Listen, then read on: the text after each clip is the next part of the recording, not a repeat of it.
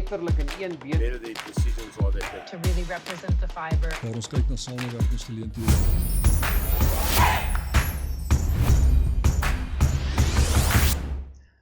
Dit is weer lekker om met die boere te gesels en nou ja, laasweek het ons so skielike verswakking in die rand gesien. Almal het geglo dat die rand kan verswak en ja, hoekom? Hy het letterlik in een been na onder toe geval van R16.50, al die pad hierso na R16.56 toe en daarvan af begin opbeweeg. Nou ons het almal gekyk na 'n moontlike V-formasie. Nou 'n V-formasie kry jy baie keer wanneer jy hierdie watervalformasie kry wat bly val soos wat ons hier sien, maar die rand het letterlik baie verswak, 16.43 geraak, baie naby in die 50 dae bewegende gemiddelde gekom en onmiddellik daarvan af weer versterk. En ons wil nou vir die boere sê, as hy weer onder hierdie vlakkie inbreek, nou ek weet dit is so sleg vir die sagte kommoditeite, want die sagte kommoditeitspryse kry net 'n dag lewe, dan word die rand sterk, dan skielik is hulle onder druk.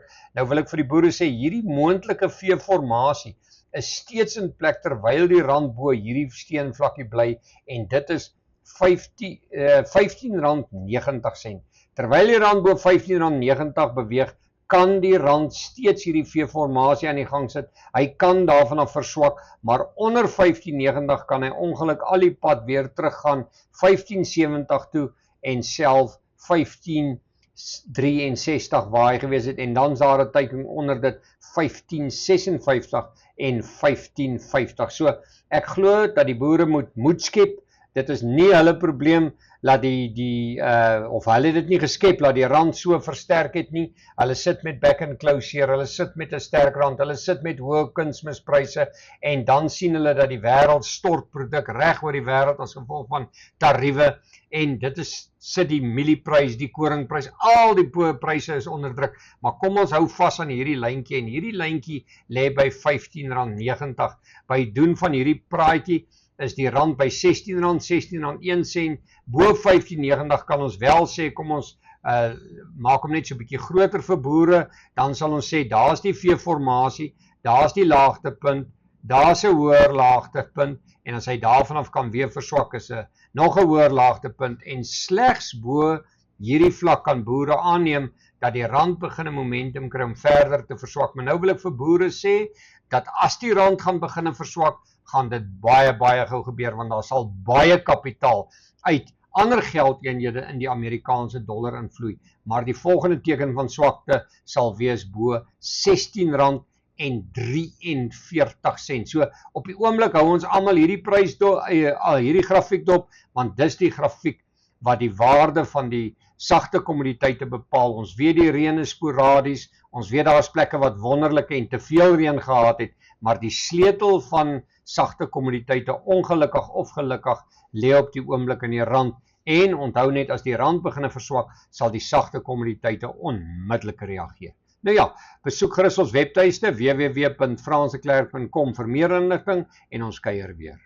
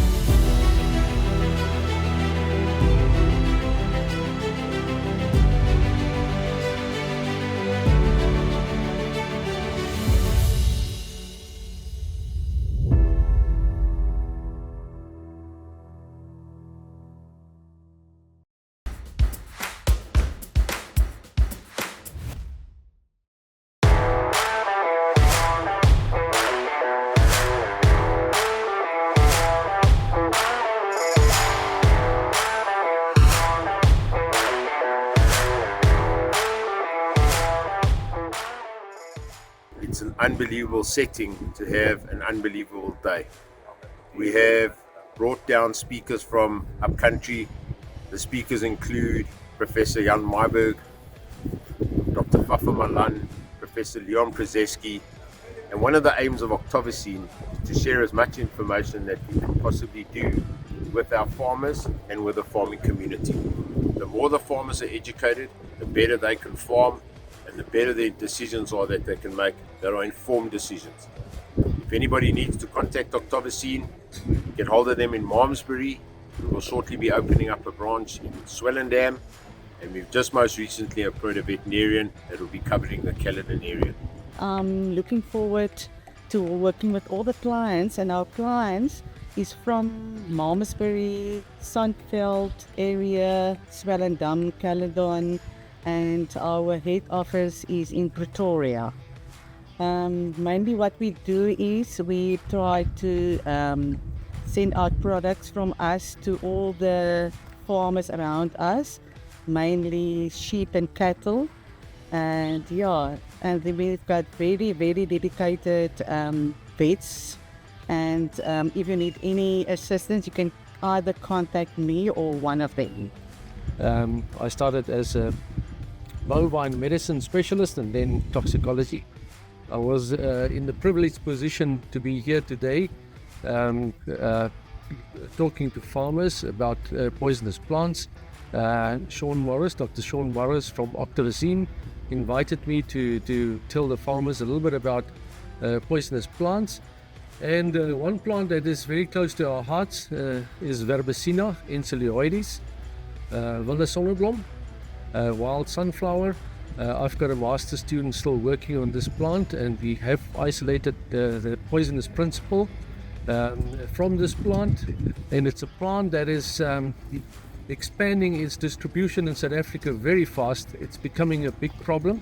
It's very, very poisonous, and it affects the lungs of sheep and cattle.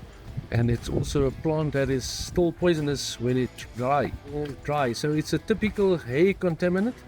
The other two plants that I talked about are both also hay contaminants. The one was the cardioglycoside containing plants, the tulp, Morea miniata, that is commonly seen in this area. Morea pallida is more common up north in Gauteng and Free State and Mpumalanga provinces. So they affect the heart, the gastrointestinal system, they affect the lungs and the nervous system. Then the third plant that I talked about was Chinquirichi. That is Ornithogalum thyrosoides. That is a plant endemic to the Cape Town, basically around Cape Town. It's a very, very famous plant exported to all over the world. Plant for flowering, cut flowers actually. And that is a plant that will affect animals, causing severe diarrhea and blindness. So if you have a combination of diarrhea and blindness, then you must think about Chinquirichi poisoning. It's a very, very poisonous plant, and it's also a hay contaminant. It will affect animals even if it's dry. So activated charcoal is a wonderful product that is freely available. Farmers can buy this from the co-ops, the local co-ops, and we use it for the cardioglycoside containing plants. That's the tulp that we discussed today, activated charcoal, but it will also work for Chinquirichi poisoning.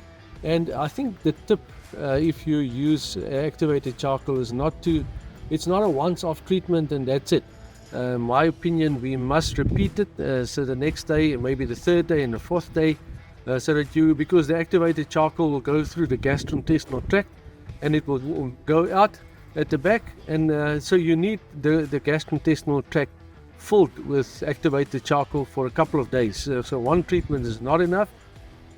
We know that some poisonous plants like Lantana camara has got an enterohepatic circulation where the toxin will go into the liver and it will be excreted by the bile. It will go back into the gastrointestinal tract and it will be absorbed again.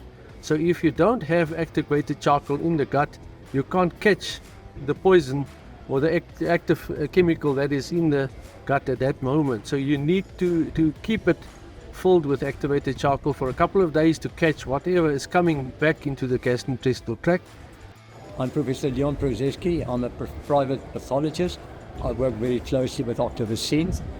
The whole purpose of my talk today was to emphasize the importance of a correct diagnosis, how to go about to do a necropsy, also the problems associated with post-mortem changes, for instance, or if we don't receive a proper history. Octavoscene as a company invests a lot of money in diagnostics, and we can see the results and how many diagnoses we've made in this region. Of course, we put a lot of effort in diagnostics.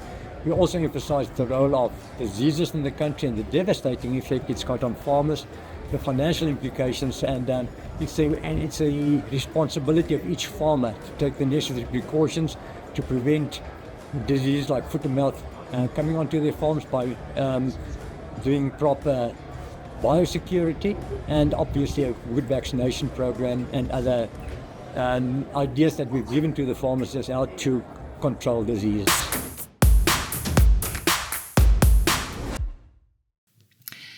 Monica Ebert has been appointed as media and marketing consultant for Cape Wool. She joins us today to talk about her role as well as how she ended up working for Cape Wool's. Thank you for joining us, Monica. Yes, you're new at Cape Wool, so tell us about your background and how you ended up at Cape Wool's. Yes, thank you.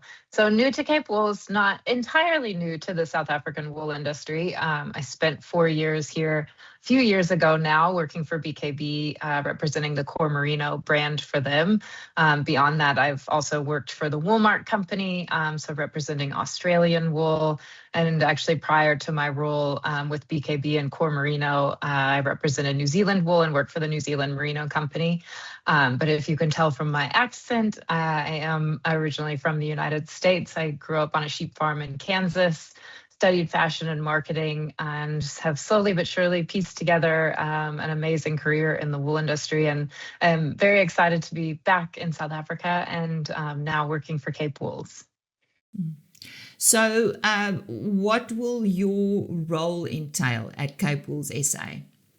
Yes, so officially representing South African wool, not only locally, but also internationally. So working across supply chain brands to really represent the fiber and future-proof the fiber on behalf of the industry will be a big focus of what I'm doing. We also have the Sustainable Cape Wool Standard, which is our own standard that we have in the marketplace that an amazing set of wool growers in South Africa audit their farms to be part of this program. And so part of my role will also be taking that standard forward and working with brands who want to source wool from South Africa, but also just understand more about what it means to raise sheep in South Africa, what the different farming practices are, and really just understanding that provenance story of the wool fiber from straight from the farm through the supply chain into end products that you'll find on shelves around the world. Now, Monica, in the food industry, we've got farm to fork, and this time we're talking about farm to fashion with you, storytelling and marketing. How can SA Wool strengthen its point of difference? Yes, I think it's been really exciting to see, that story similar to the food industry, as you've just mentioned, really start to take hold in the fashion industry. It tends to be a much longer supply chain than when you're with food sources. So it has been more of a challenge to really kind of break down those barriers and really understand supply chains. So much wool actually gets blended from wool from other countries, from Australia, from New Zealand, other South American countries, and even other countries in the Northern Hemisphere as well. So it's, I guess, taken a little more work to really, understand what those supply chains look like. But South Africa does have a really strong point of difference. And I've really seen it change, over the years throughout my involvement in the wool industry. I'd say when I started, I didn't really hear about South African wool hardly at all. And I think that's really changed. I think we've really harnessed that point of difference. I think we have some of the best animal welfare practices in the world. I think there's a growing movement towards environmentally friendly practices, which I think we equally have just as much to talk about, and just as much amazing work happening on the ground on farm, to really back that up. And so I think it's just been, it's been really exciting to see. But I suppose, like anything, consumers do ultimately have a choice of the fibers that they buy. Wool, unfortunately, isn't getting any bigger in terms of the global fiber market. If anything, I think total kilograms of wool is staying relatively stable. But we see other fibers that are definitely, growing at a very rapid pace. So we always have to keep that in mind, and kind of keep in front of consumers and really help them understand why they would want to wear wool, why they'd want to buy wool. And it's not just wearing it, it's having it in your homes, it's sleeping under wool, it's insulating your homes with that. There's so many incredible uses for the fiber. And so it's really about making sure that consumers actually understand the benefits and why they'd want to use it in their day-to-day lives. A buzzword in agriculture is definitely sustainability, and then we've also got credibility. So what are fashion brands asking for when it comes to wool production and buying South African wool? Yeah, so fashion brands are really asking for that traceability. They're, I guess sustainability has almost been a nice to have, and now it's becoming a have to have. It's because regulations, especially in Europe and to a lesser extent in the United States and places like China, that there's becoming more regulations around where products are coming from. And so not only are brands having to look at, maybe more of the feel-good side of things, actually their legal and their compliance teams are more and more actually saying, we need to know exactly where our fibers are coming from. We need to understand what the environmental impact of those fibers are, and then, make their decisions of what types of products they're going to put on their shelves, and what sort of, and how they look at all of those things. So it's becoming more and more scrutinized. And so, it's an area where South Africa has, done a lot. We have some of the largest amount of certified wool in the world. So we can actually put hand on our heart to the practices that wool growers are undertaking across the country, which is really exciting. And it makes it, I suppose, that much easier to take that to global consumers, because they can understand better about the practices on farm, how the sheep are looked after, the environmental standards, so farm environmental planning, as well as the social standards of the labor force that takes part in the wool industry every day. So it's something that South Africa can really be proud of. We also have some pioneering traceability aspects through blockchain, and really understanding the fiber as it goes through the supply chain, because unfortunately most South African fiber is exported. So it's either processed in places like China, India, Italy, the Czech Republic. So it really means that there's a lot of effort that goes into understanding, from the raw wool through to a finished garment, and brands also being able to have that confidence in the fiber that they're getting at the end of it. When it comes to innovation and product performance, where is wool winning in outdoor and active wear and other categories? Yes, so I'm an avid runner myself.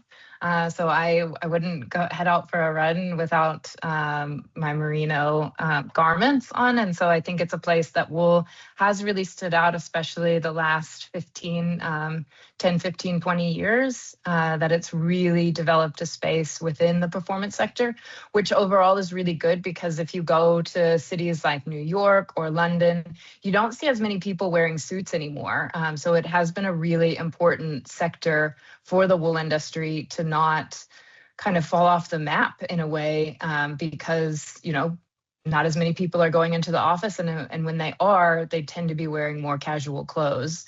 And really, wool just has these amazing attributes. It's breathable, it's odor resistant, it has thermoregulation properties, it's lightweight. And all of those aspects are really important to people, whether they're getting out for a run, for a cycle, going rock climbing, hiking. there's a really big boom happening globally that more and more people are paying attention to wellness and they're thinking about their health more. And so we're really seeing, those aspects that are, very important to consumers. They're leaning more heavily towards wool. They actually want a natural fiber to be working out in. It makes sense when you're getting out into the outdoors to be in a natural fiber as opposed to a synthetic fiber. And so it's been an incredible journey that wool has been on. There's continual research happening to just continue to prove out the attributes of wool, to help us quantify it better, to help brands really understand why they should be using wool in their activewear lines. And as an avid user and runner in wool myself, I wouldn't even consider. Unfortunately, most of the race shirts that you get are synthetic, and I don't even wear those. I'd rather wear my wool activewear, and so it's definitely an exciting segment that wool continues to be growing in. Thank you, Monica. We appreciate your time. That's all about the future and success of South African wool. And Monica Ebert, who's been appointed as media and marketing consultant at Cape Wool's SA, joined us today.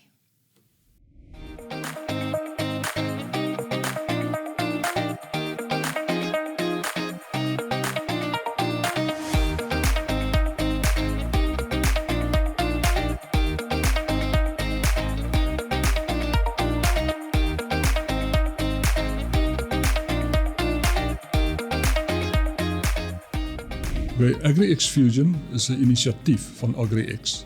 En Agri-X is 'n platform waar ons kyk na samewerkingsgeleenthede en hoe om waarde te kan ontsluit in die landbousektor. So Agri-X Fusion fokus dan spesifiek rondom die behoefte wat ons raak gesien het, rondom die beleining of gebrek aan 100% beleining tussen navorsing wat gedoen word by navorsingsinstansies, universiteite en die industrie. So met die platform wat ons skep is juis om dit bymekaar te kry en sê, kom ons definieer en artikuleer die behoefte in die industrie beter sodat universiteite die navorsing kan rig om oplossings te genereer wat impak kan hê en wat makliker is om te kommersialiseer.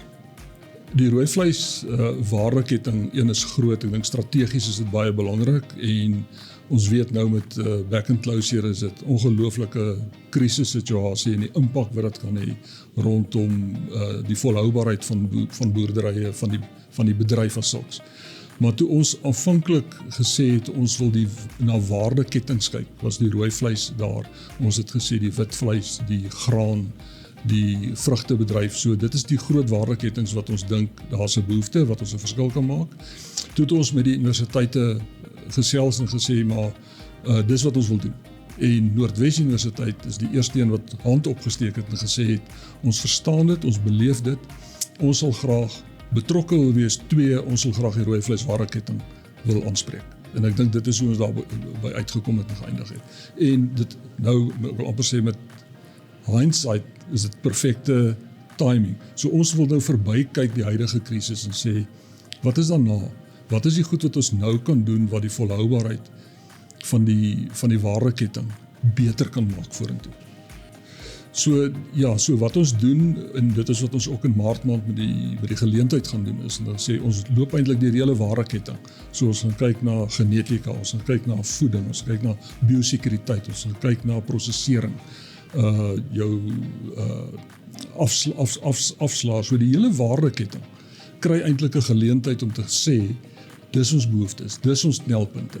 So dis nie vir ons om te prioritiseer nie, ek dink dis die industrie wat moet sê, en dan vir die navorsingsinstansies op te staan te sê, maar weet wat, ons kan meer aandag hieraan gee, of ons kan dit beter doen, en ons kan ons energie en tyd, kan ons beter rig na daai behoeftes toe. Ons weet klaar die Kaapse consortium van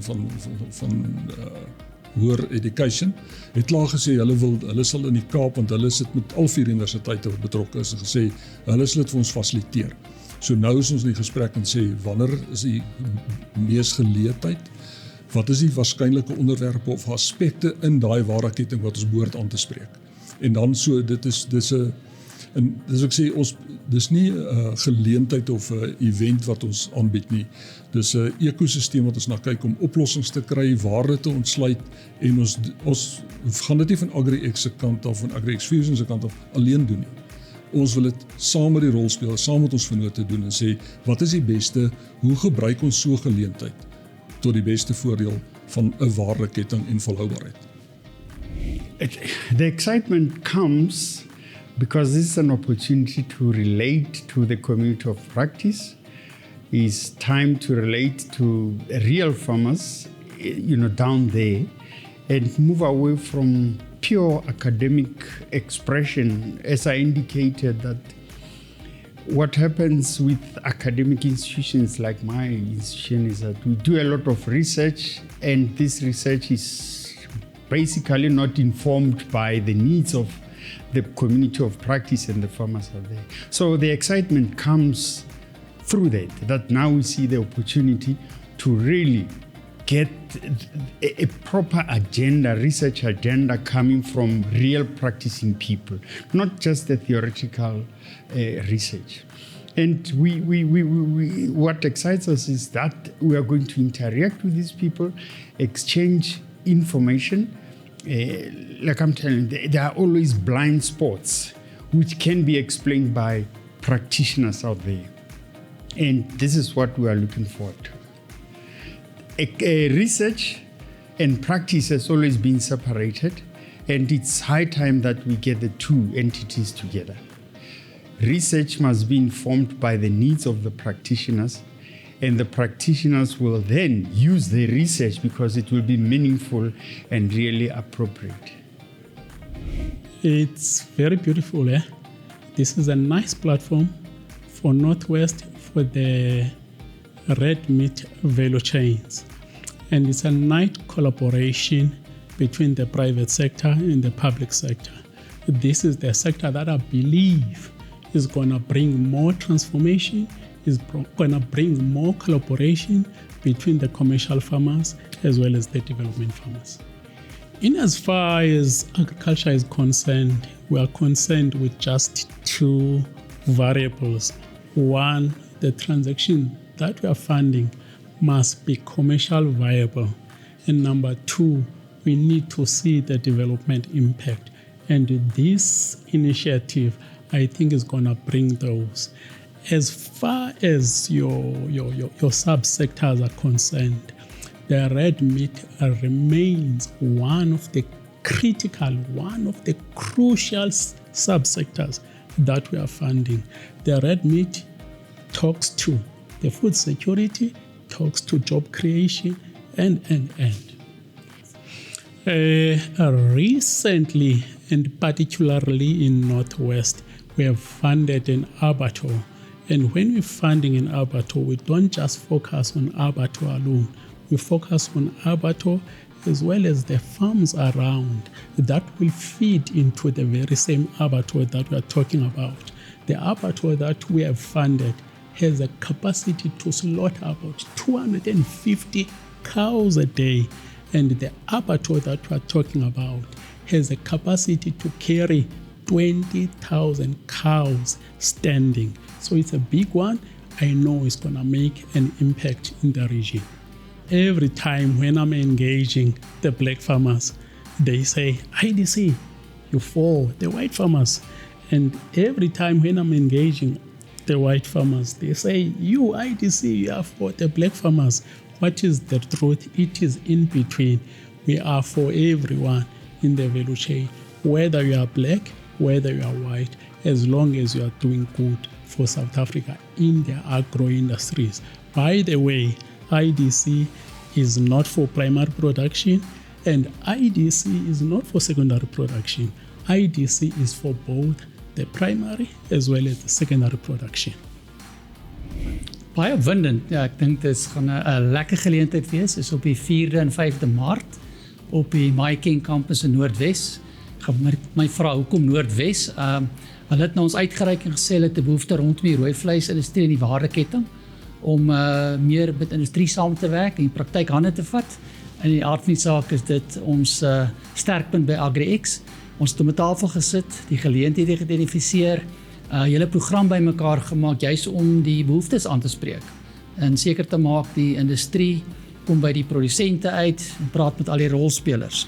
So op dag 1 kyk ons na die hele waardeketting en ons begin met 'n oorsig in die rooi vleisindustrie.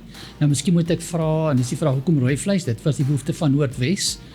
Ons gesels met ander universiteite en ander rolspelers, maar op die rooi vleis kan ons dan na die geleenthede kyk en dan uit die aard van die saak na die onderwerpe wat relevant is. So biosekuriteit, die hele voerkraal, die hele rondom waterbestuur, die hele ding rondom die waardeketting en die uitgebreide prosesering daarvan en ook die voerkrale. En ons het individuele sprekers vir dit gaan optree. Dit is op ons website die program daarvan en ook paneelgesprekke met die hele gedagte en doel om by die punte uit te kom wat belangrik is. En dan sê, hoe kan ons as 'n gemeenskaplike op die dag die geleenthede aanspreek en oplossings op die tafel sit wat daadwerklik 'n verskil maak. En dan aan die einde van die dag in die MEC van Noordwes provinsie gaan ons keynote wees en dan rol ons oor in 'n baie informele aandete netwerk. Dit gaan oor die gesprekke.